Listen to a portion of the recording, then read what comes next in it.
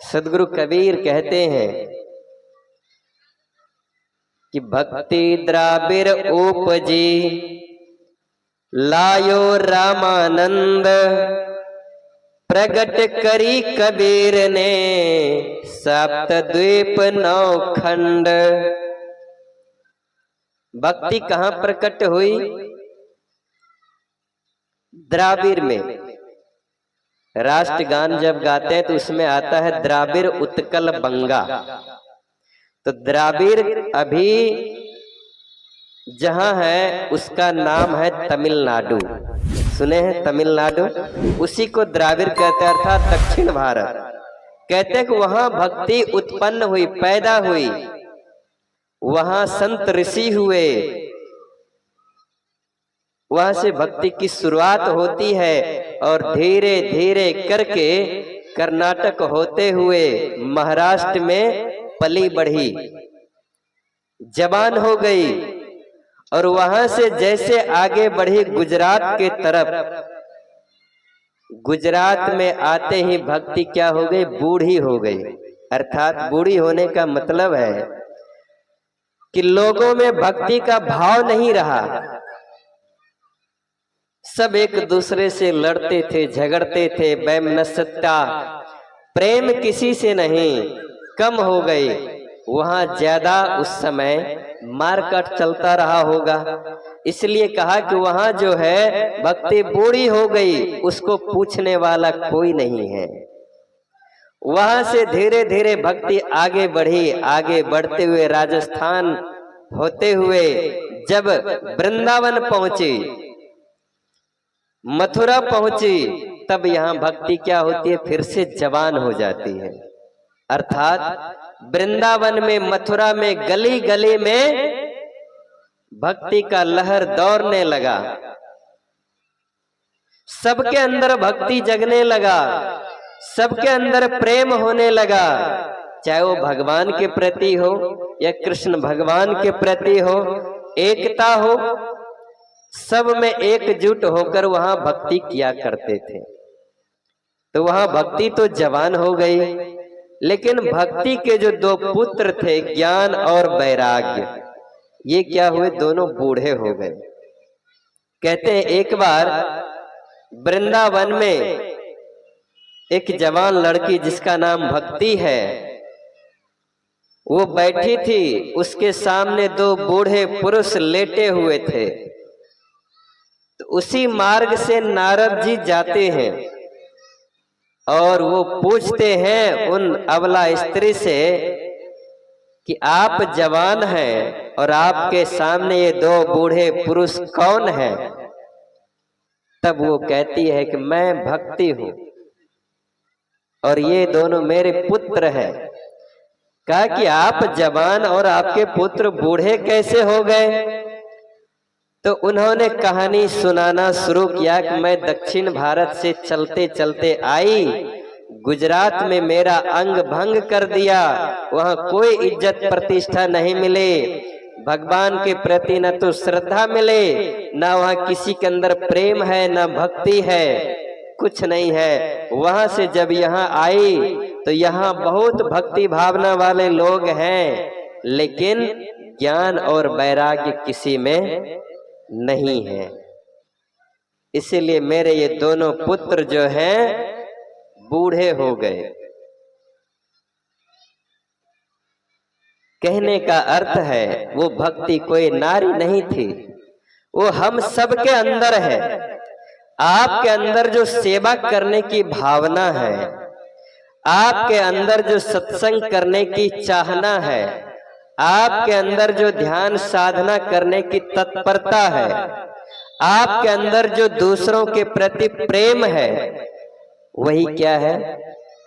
भक्ति है। भक्ति तो सबके अंदर है, लेकिन ज्ञान और वैराग्य ये सबके अंदर नहीं आता। ज्ञान क्या है? ज्ञान यही है कि हमें जीवों पर दया करनी चाहिए। अभी बात मैंने की थी कि देवी देवता के नाम पर जो पशु का वध करते हैं, बलि चढ़ाते हैं, निर्दयता पूर्वक हिंसा कर देते हैं और उसे भी कहते हैं कि ये भक्ति है, तो वो कैसे भक्ति हो गई? आप भगवान को मानते हैं कि नहीं? भगवान को कौन कौन मानते हैं? एक बार हाथ उठाइए। भगवान को मानने वाले हाथ उठाइए। आप लोग नहीं मानते हैं भगवान को? भगवान को सब मानते हैं। ठीक है, थोड़ी देर के लिए हम भी मान ले कि भगवान हैं और हम सब भगवान के बच्चे हैं कि नहीं? हम लोग भगवान के बच्चे हैं और जो पशु पक्षी है वो किसके बच्चे हैं? शैतान के, तब बेईमान के, कि भूत के, प्रेत के, किसके बच्चे हैं? वो भी तो भगवान के बच्चे हैं, वो भी भगवान के ही बच्चे हैं। हम भी भगवान के बच्चे हैं। मान लीजिए कि आपके 4 बेटे हैं या 2 बेटे हैं, 5 बेटे हैं, 10 बेटे हैं। बड़े वाले को आप खूब लाड़ प्यार करते हैं, मानते हैं, और छोटे वाले को आप नहीं मानेंगे, उसे काट कर खा जाएंगे? या आप बड़े बेटे को आदेश देंगे कि छोटे को मारकर खा जाओ? ऐसा आप आदेश दे सकते हैं? क्या कोई माँ बाप ऐसा कर सकते हैं कि अपने बच्चे को खाए? तो भगवान के सब अगर बच्चे हैं तो वो कैसे अपने बच्चे को खाएंगे? तो ये जो हम उसके नाम पर बलि देते हैं, हिंसा करते हैं, ये भक्ति नहीं है, ये पाप है और बिल्कुल पाप है। कहते हैं कि जो हम पाप एक बार करते हैं वो हमें कई बार भुगतना पड़ता है। ये प्राकृतिक का नियम है। जैसे फसल आप उगाते हैं खेत में, एक मुट्ठी अगर दाना आप खेत में डालते हैं तो उसके बदले क्या आपको एक मुट्ठी ही मिलता है? 1 बीघा खेत में अगर आप 20 किलो गेहूं बो देते हैं तो बदले में आपको कितना मिलता है? 20 किलो मिलता है। कितना मिलता है?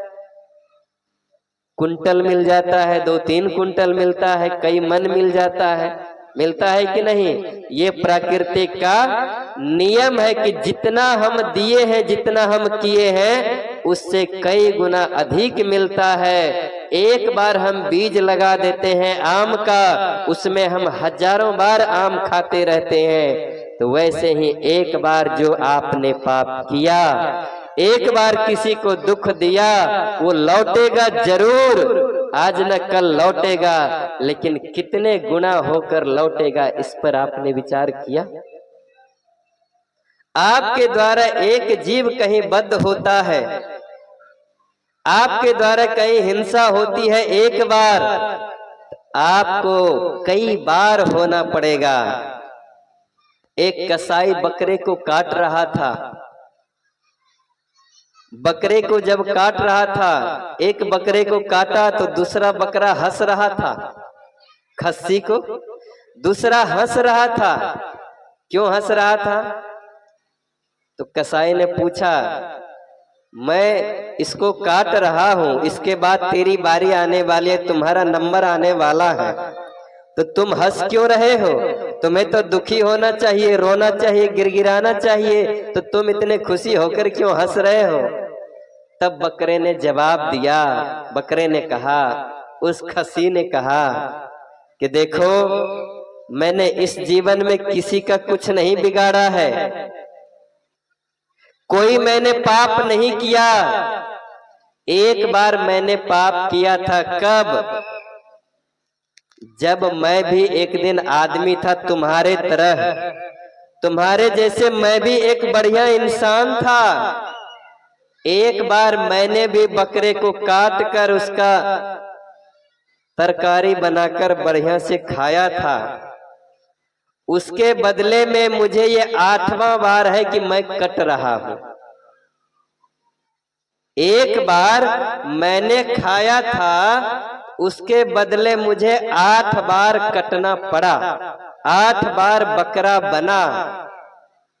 मुझे हंसी इसलिए आ रही है कि तुम जो रोज रोज 2, 4, 10 को काटते हो, तुम्हें कितने बार बनना पड़ेगा, तुम्हें कितने बार कटना पड़ेगा, इसीलिए मुझे हंसी आ रही है। हम भक्ति तो करते हैं, लेकिन ज्ञान नहीं होने के कारण से, ज्ञान जो हमारे अंदर वो बूढ़ा हो जाता है, वैराग्य नहीं होने के कारण से, तो भक्ति के नाम पर हम पाप भी कर लेते हैं। अगर देवी देवता को खाना पीना रहेगा तो सदगुरु कबीर कहते हैं, जो तोहरा है साचा देवा, तो खेत चरत क्यों न लैया जी। अगर तुम्हारे सच्चे देवी देवता है और वो बकरे का ही भूखा है, मांस खाने का ही भूखे हैं, तो खेत में चरते हुए पशु को क्यों नहीं खा जाते हैं? खाना चाहिए कि नहीं? लेकिन कभी आपने सुना है कि काली माँ ने आके बकरे को खा गया? कभी सुना है कि छठ मैया आके खसी को लेके चली गई? कभी आपने सुना है कि दुर्गा माँ ने खा ली? ऐसा नहीं होता है। स्वयं ही काटते हैं, आदमी ही काटता है, आदमी ही मारता है, आदमी ही खाता है और नाम भगवान का लगा देता है। तो आप लोग जरा विचार कीजिए कि क्या ये भक्ति है? क्या यही भक्ति है? ये भक्ति कदापि नहीं हो सकती। जहां तक है ये पाप ही हो रहा है। जिसके अंदर भक्ति आ जाती है, जिसके अंदर श्रद्धा आ जाती, भक्ति आने का, अपने अंदर भक्ति आने का अर्थ ये होता है, भक्ति का मतलब प्रेम। पहला सीढ़ी है प्रेम, करुणा, श्रद्धा, समर्पण। ये भक्ति का सूत्र है। और जिसके अंदर प्रेम ही नहीं रहेगा, जीव के प्रति प्रेम नहीं रहेगा, समाज के प्रति प्रेम नहीं रहेगा, और वो चिल्ला चिल्ला कर कहे कि हम भक्ति कर रहे हैं, तो कैसे आप मानेंगे? कोई पिता से प्रेम करता है, कोई माँ से प्रेम करता है, कोई अपने पूर्वजों से प्रेम करता है। अब माँ बाप जीते जी हैं और उसको खाना पीना नहीं देते हैं, लेकिन उनके फोटो को, उनकी तस्वीर लगाकर खूब आरती करते हैं, वंदना करते हैं, पूजा करते हैं, आराधना करते हैं। और जब माँ बाप पानी मांगते हैं तो उसे गाली देते हैं। क्या उसके अंदर माता पिता के प्रति भक्ति है? नहीं है।